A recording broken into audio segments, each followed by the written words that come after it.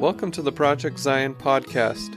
This podcast explores the unique spiritual and theological gifts Community of Christ offers for today's world.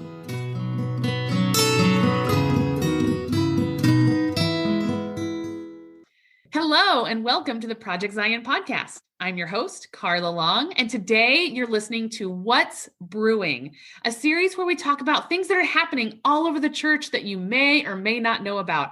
And this is really exciting and really fun today because I bet you've heard about this. I'm here today with Leandro Palacios. Hello, Leandro. Hello, Carla. How you doing? Good. It's so good to have you here. I'm really excited to hear about this because Leandro is the genius behind the Beyond the Walls Choir. If you've heard of the Beyond the Walls Choir, and I bet you have, you know that it's pretty awesome. And they've done just a phenomenal job of getting singers from all over the world. So Leandro, I'm super excited about this podcast. But before we jump in, could you tell us a little bit about yourself? Well, first of all, I wouldn't say genius. I would say wizard. That's how people know me, as a wizard. So yes, and you were asking about myself, and I'm Leandro. I am a member of the Toronto congregation in Canada. At the Toronto congregation, I guess I have many hats. Before the pandemic, I was primarily dedicating my time to two things: the spiritual development as a meditation teacher and other things, doing reads, as well as doing things like financial office and all the technical stuff that allows us to do our services online. And well, since the pandemic started, pretty much all that has switched to exclusively making the Beyond the Walls services possible, especially all the technical part, just making sure that everyone, all the participants that connect remotely are able to smoothly deliver and offer their ministry, as well as, of course, just putting together the choir. And I think we might hear a little bit more about that today. Oh, we definitely will. You are so busy, Leandro. This is amazing. I didn't realize that you did all that before. And now, I mean, the pandemic has really just changed everything. It's changed everything. So yes, we definitely want to hear about the Beyond the Walls Choir. So, I mean, you can just tell us like an umbrella view of the choir. So tell us just a little bit about it.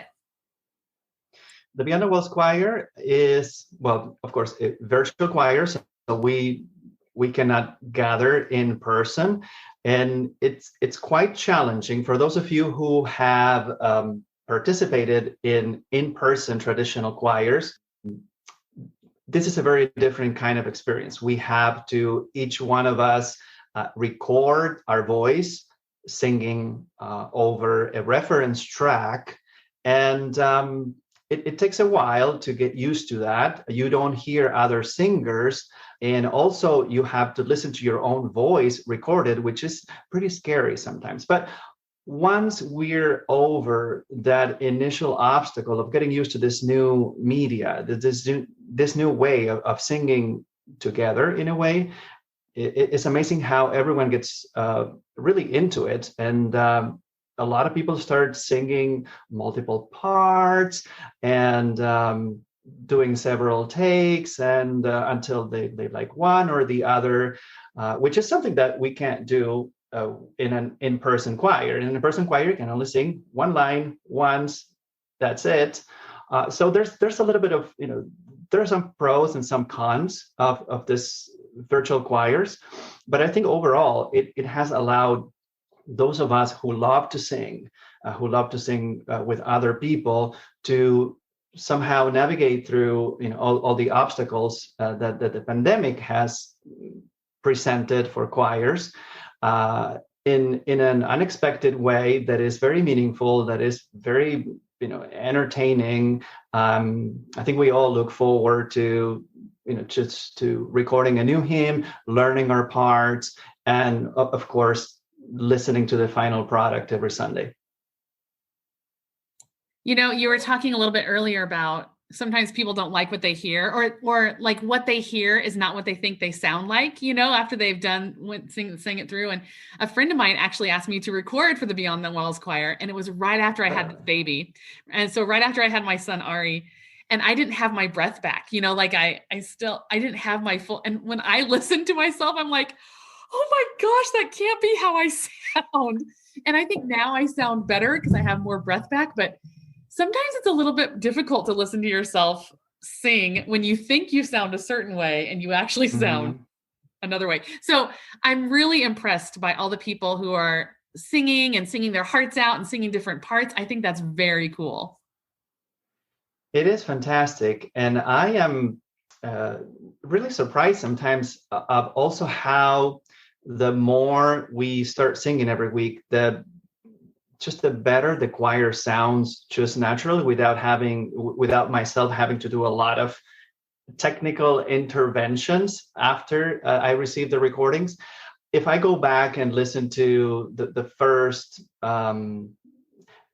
hymns that we were recording at the beginning of the pandemic, so that would be back in April 2020, we only had a handful of people, and we didn't have like what I would say members, that is people who were singing regularly every Sunday, every week.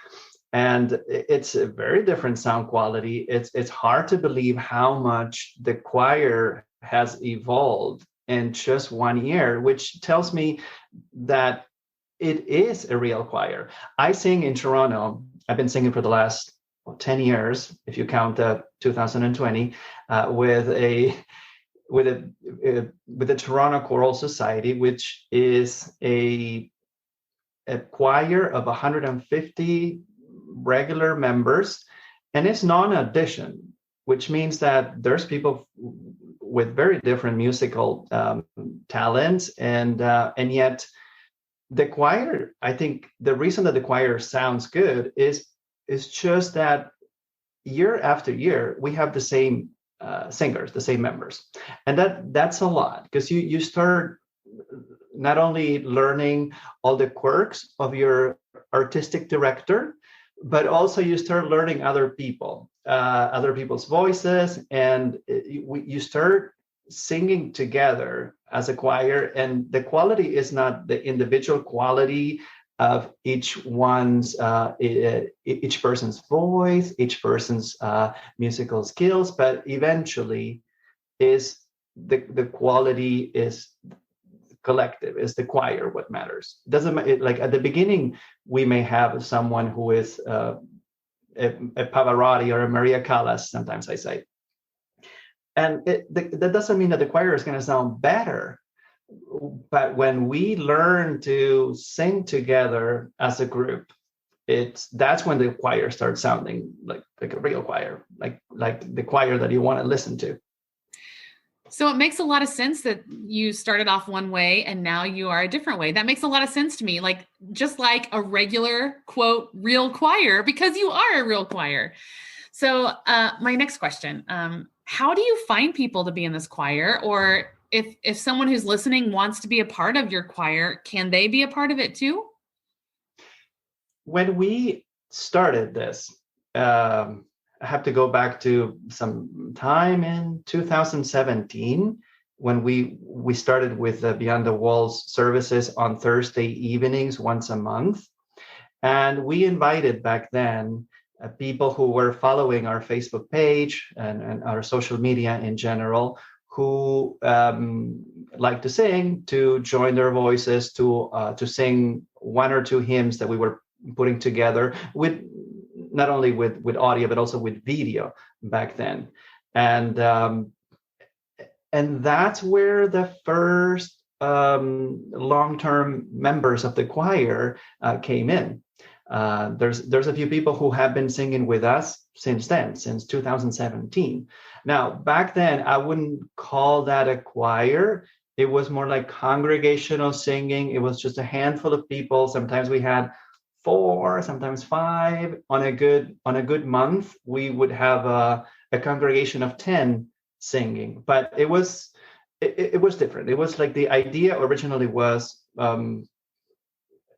it had to sound like a congregation singing, so that when you are experiencing the service, you really get into the mindset of that the hymn is intended to help you get into, something like that. Now, when we, at the beginning of the pandemic, all of a sudden we went from having, say, up to 100 live participants on a Sunday service to just in 1 week we had like 400. That was a surprise. And a lot of people were asking, we would like to sing. We hear these hymns, and there's just nobody singing, or maybe I'm singing alone, and it's not the same. And so I said, you want to sing? All right, let's create a choir. And so it started like that, just because on that first service of the pandemic, I think it was March 15, 2020, a lot of people told me, we need a choir, we need to sing. And I'm sure I accepted the challenge, and here we are. And so what we do now is once it got started, it took a while. It took a while until we reached a number of singers that was enough to start singing in parts and to do more interesting things. We at the beginning, as I said, we probably had 10 singers at the beginning of the pandemic. Now we have out of 60 people that might sing regularly, I think at least 40 people sing every Sunday. And so that's different. That's already a good number for singing in parts, for just having a rich sound of a choir. And we are constantly inviting everyone. The choir is non-addition. Anyone can sing. You don't have to be a member to sing. You don't have to be a musician, a professional singer.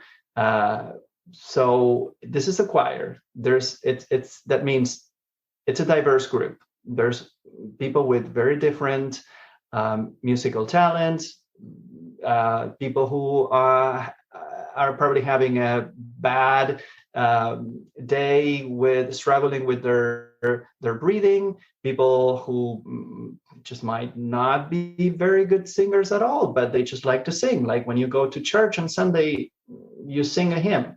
And so it really, everyone is invited to sing. I know it's more work for me when there's a lot of singers, but it just fills my heart to when we get new singers.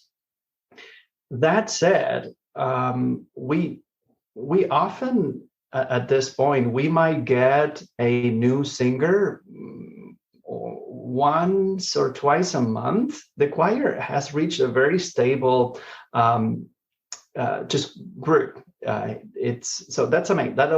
amazes me, and it's part of the reason that it's a little bit easier for me. I already know the voices of everyone.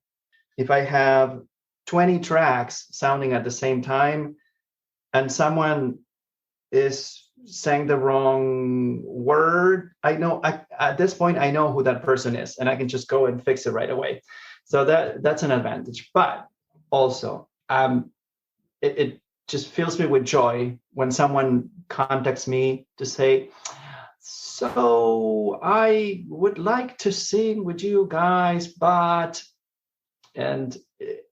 nothing. I just love those emails, those Facebook messages. So please, if you listening to this podcast, we're considering that you might want to give it a try, but you're afraid that, I'm probably not good enough. I don't know if I know how to record. I don't know, or maybe I don't have the technical skills to do it right. Don't worry. Just talk to me. I want to talk to you because it just makes me so happy. This is something that makes me very happy. So please, I'm hoping that you will add to my happiness and sing with us. Leandro, that is so sweet. That is such a kind offer. So the best way to get a hold of you is maybe just through Facebook Messenger and just type in Leandro Palacios and they'll find you. Yes. Is that the best way? Okay, cool. If you use Facebook, I'm on Facebook, just send me a private message.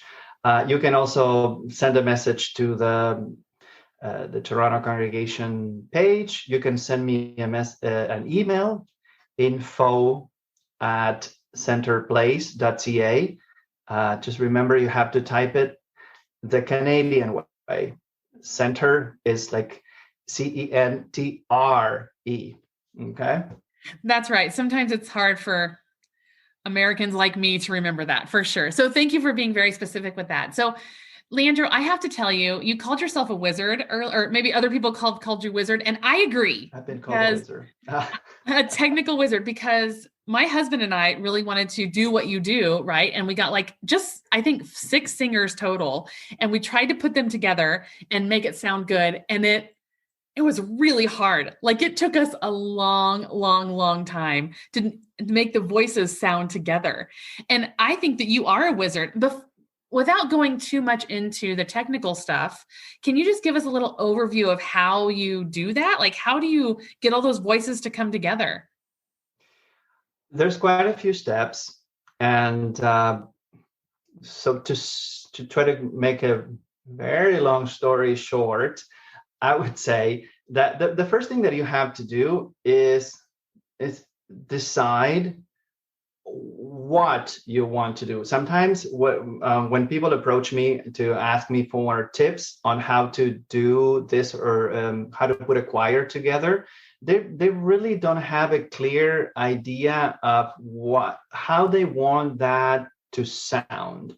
So first of all, you have to ideally you're going to have your own pianist or organist who's going to play the music track for you, so that you don't have any kind of issues with permission, copyright, that kind of thing. So just you play it yourself, or your congregation organist can, or a guitar player can play the reference instrumental part.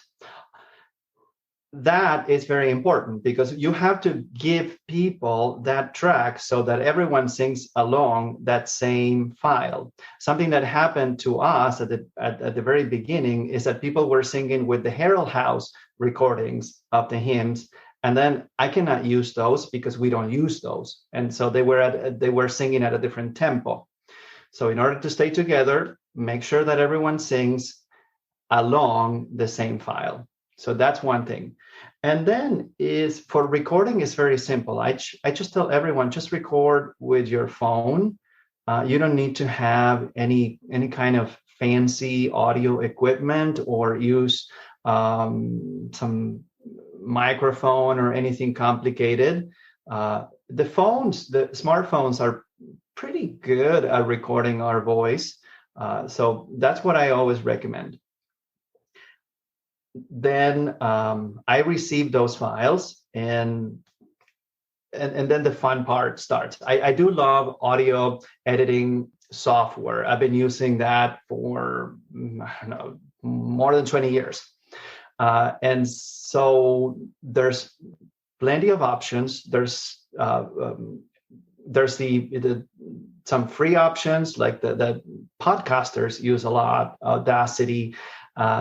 That it's a fairly solid, free and safe software that you can use to put all the voices together. You have to spend a little bit of time synchronizing, and that might take some time.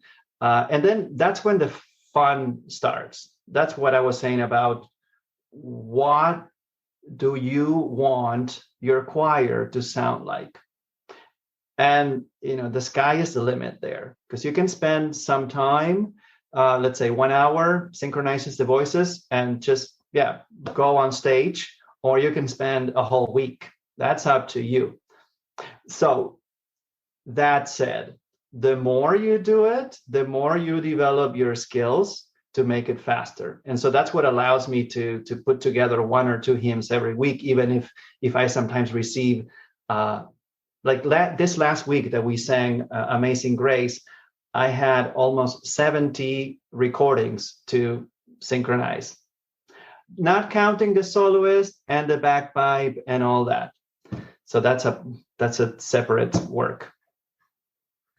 But wow. yeah, the more you do it, the first time you do it, it's going to be frustrating. It's not going to sound like you want. It's going to take you a long time. But the more you do it, it's just like everything. It just becomes second nature, and it's going to go faster, and your results are going to be much better. It requires patience.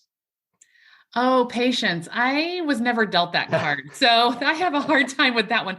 Leandro, you are a technical wizard. That's amazing. 70 voices, 70. That's incredible. I'm very, very impressed with your skill and your talent. Very impressed. And I'm so glad that you had a pandemic to hone those skills. How lucky. Well, yes, it is amazing. Like we had to adapt. We didn't know, first of all, how long we were going to be able to do this for. Although it's been painful and difficult that this pandemic has lasted so long, and especially here in Canada, we're nowhere close to the end. You guys are doing much better than the US, but yeah, in a way, it has given us time to develop this in something that I am confident to say will continue. This is not something that will end with the COVID lockdowns. Many singers are already asking about that.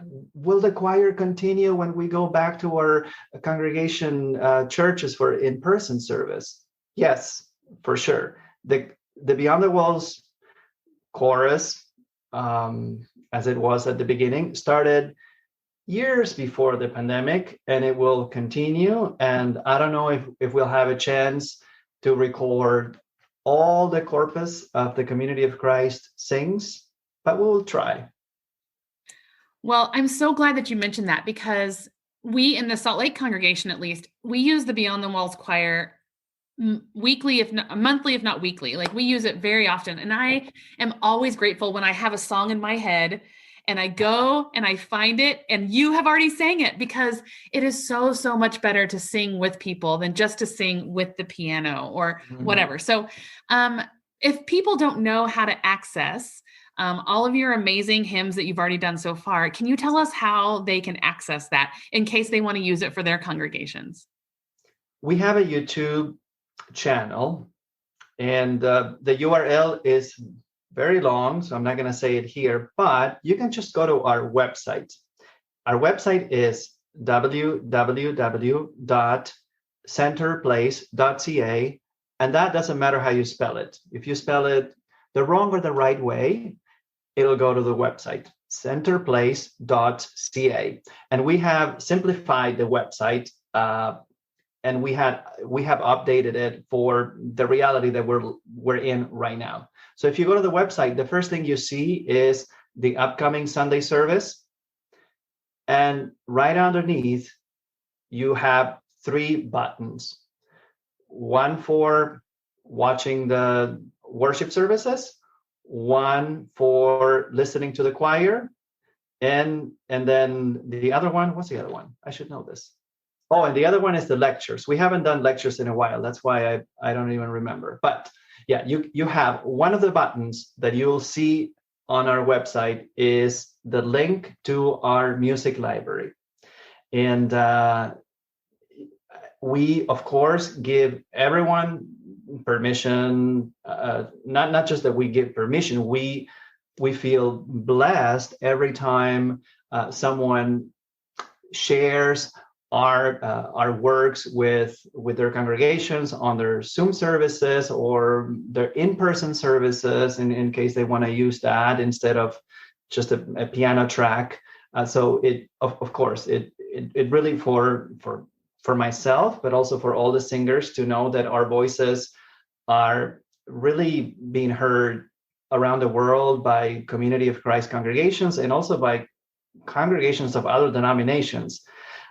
It's a real blessing. So yes, please go ahead. It's been a super big blessing. And I'm so glad you said, yes, go ahead, because my next question was, it's okay with you and the Beyond the Walls choir that we listen to you during our services, right? And it sounds like it's not only okay, but it is encouraged. I hope that's true. It's funny. It's, of course it's okay, but yeah, I do get a lot of requests about it. Some people, I guess, are concerned about just making sure that we're okay with that. Of course we are. So go ahead and use them. But there's other people that just go ahead, and it happened that a couple congregations I saw, because I follow a lot of congregations on Facebook and YouTube. They somehow managed to use our songs before we even published them. So I don't know how they did it, but yeah. But if you're going to use our music, just make sure you use the right kind of recording, because on our YouTube channel, we also have the reference tracks that we use for recording. And so some people have emailed me saying, there's all these distracting metronome and clapping in the hymns. Can you just get rid of that? So if that's what's happening, you're picking the wrong recording. Okay. So just so you know, if I start saying 1, 2, 3, clap, that's for the singers. That's not for listening. Oh, that's actually very helpful. I did not realize that, because one time I did hear that and I was like, this is an interesting way to sing this song. So now I know. This is such great information, Leandro. And I did want to say, I usually use the YouTube link. I go to YouTube and just type in Beyond the Walls, and you guys come up at the very top, and then there's tons of songs, and it's always so good. It's so good. Okay, another question. Mm-hmm. If people are super into this and they want to be the next technical wizard of their area, is there a way that they can learn more about this, like from you or from somebody else, learn about how to do this or something?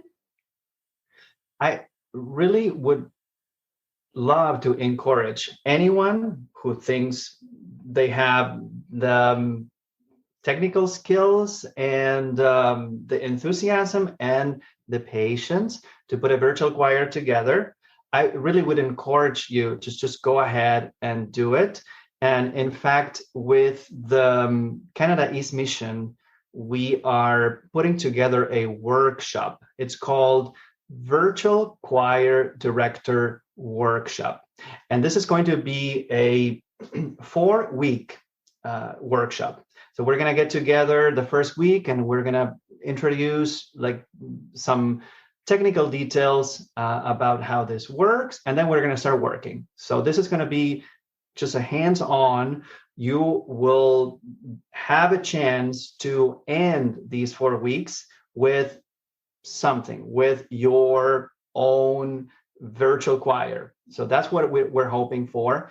And we're going to use software that anyone can access for free, so you don't have to worry about that. The only thing that you need, if you wish to join, is, well, I'm not sure how that the workshop has yet been published on the Community of Christ in Canada website, but we will soon, and we will also announce it on Beyond the Walls. So you'll just don't worry, you'll hear about the workshop on social media.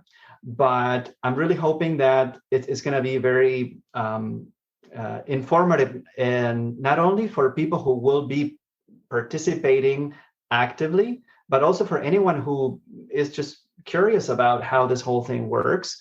You can just assist the workshop without having to do without having to put together your own choir. So both kinds of participants are welcome.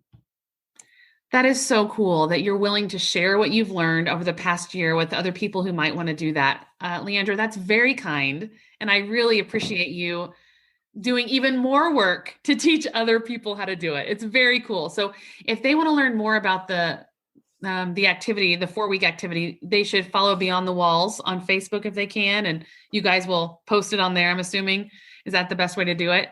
we will post it. Yeah, we will announce it on the Sunday service, and we will also publish it on the Canadian church website. That's a little bit long, but if you remember it, or if you have a chance to write it right now, is Community of Christ. Okay. That's a Canadian church website, and it will be posted there.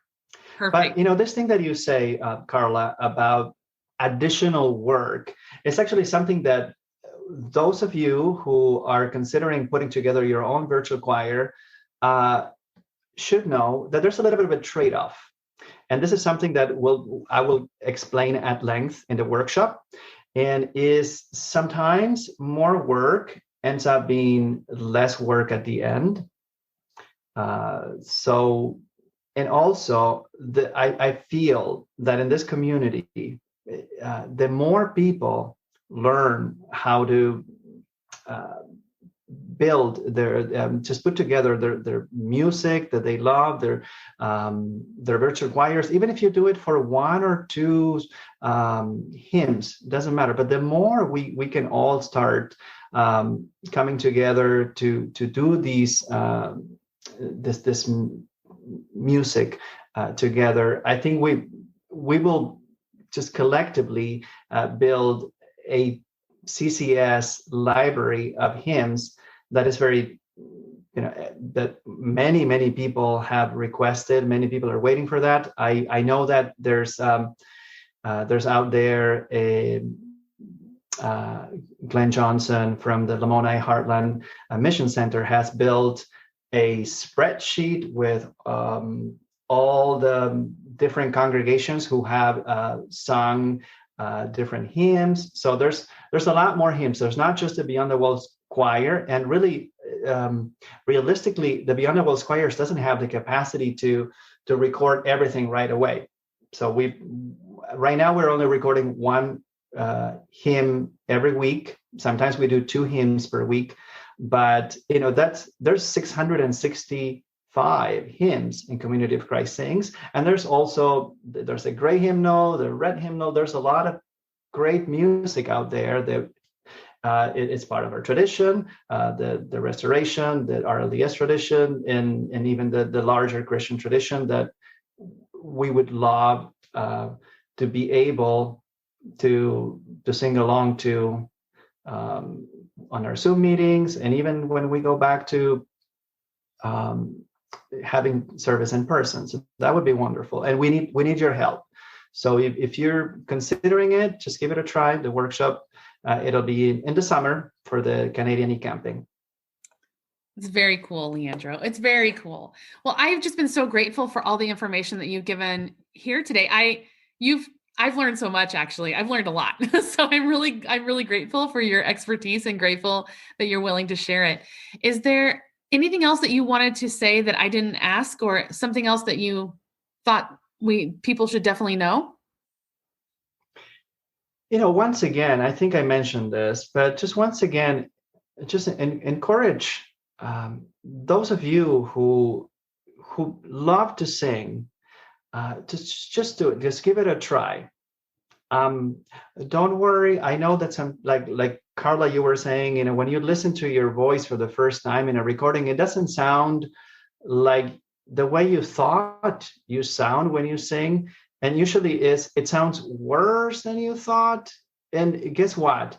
That's true for everyone. We hear our own voices differently. But the good news is that, for better or worse, everyone else is already used to your voice. So that should be, I don't know if that encourages you to sing, but regardless, the only human being other than you who will listen to your solo singing is me. And believe me, I don't have time to think too much about your musical abilities. If you follow my instructions that I give I send very, very detailed instructions on how to sing. If you follow those instructions, I'll be more than happy to have you sing with the Beyond the Walls choir. So please do, if you're considering it. Oh, that's wonderful to hear. Actually, I feel very encouraged actually to do that. Yes. So thank you so much, Leandro. It's been a pleasure to talk to you today. I really appreciate you taking the time to do that for me. Thank you, Carla. And now that you mentioned that, I'll be waiting. I'll be looking forward to receiving your recordings maybe next week.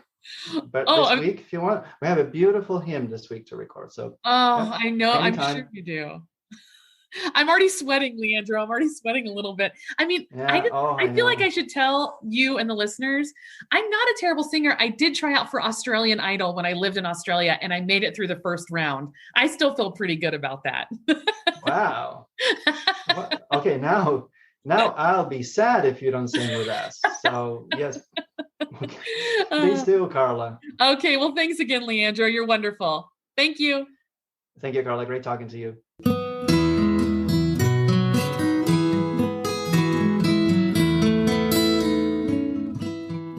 Thanks for listening to Project Zion Podcast. Subscribe to our podcast on Apple Podcast, Stitcher, or whatever podcast streaming service you use, and while you are there, give us a 5-star rating. Project Zion Podcast is sponsored by Latter-day Seeker Ministries of Community of Christ. The views and opinions expressed in this episode are of those speaking and do not necessarily reflect the official policy or position of Latter-day Seeker Ministries or Community of Christ. The music has been graciously provided by Dave Hines.